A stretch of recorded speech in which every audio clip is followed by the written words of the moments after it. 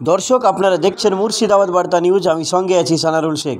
এই মুহূর্তে সবচাইতে ব্রেকিং নিউজ, তৃণমূল ছেড়ে শতাধিক মানুষ কংগ্রেসে যোগ দিলেন। মুর্শিদাবাদ জেলার জিয়াগঞ্জ থানার অন্তর্গত বাহাদুরপুর অঞ্চলে তৃণমূল কংগ্রেস ছেড়ে শত শত মানুষ জাতীয় কংগ্রেসে যোগ দিলেন। এই যোগদান সভায় উপস্থিত ছিলেন কংগ্রেসের জিয়াগঞ্জ থানার অন্তর্গত ভারপ্রাপ্ত সভাপতি ইসমাইল শেখের হাত ধরে কংগ্রেসে যোগদান শতাধিক মানুষের। দেখুন সেই চিত্র মুর্শিদাবাদ বার্তা নিউজের পর্দায়। লালবাগ থেকে সানারুল শেখ, মুর্শিদাবাদ বার্তা নিউজ। জাতীয় কংগ্রেসের পতাকা ধরে আমাদের জাতীয় কংগ্রেস দলে যোগদান করছেন। শঙ্কুশকে বলবে স্লোগান দিতে। আজকে আপনাদের এখানে কি অনুষ্ঠান হলো বলুন? আজকে আগামী লোকসভা নির্বাচনকে সামনে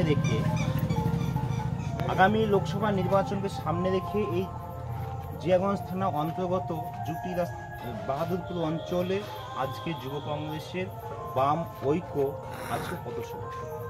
এই পথসভায় রাজ্য সরকার এবং কেন্দ্রীয় সরকারের প্রতি আস্থা হারিয়ে আগামী লোকসভা নির্বাচনকে সামনে রেখে জাতীয় কংগ্রেসের তরুণ তাজা যুব রাহুল গান্ধীর প্রতি আস্থা রেখে কর্মসংস্থানের আশায় আজকে এই জ্যোতিরামপুরের এবং এই বাহাদুরপুর থেকে 50 জন যুব ছেলে জাতীয় কংগ্রেসের এবং বিধানসভা যুব কংগ্রেসের সভাপতি হাত ধরে জাতীয় কংগ্রেসে যোগদান করলেন।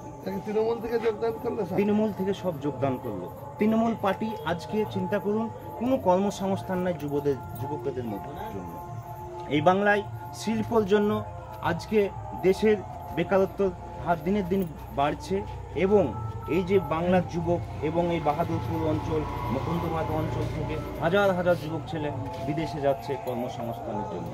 আজকে সেই কর্মসংস্থানের জন্য আজকে জাতীয় কংগ্রেসের প্রতি আস্থা রেখে এই জন্য। আপনার নাম? আমার নাম মোহাম্মদ ইসমাইল শেখ, মুর্শিদাবাদ বিধানসভা যুব কংগ্রেসের সভাপতি। ঠিক আছে।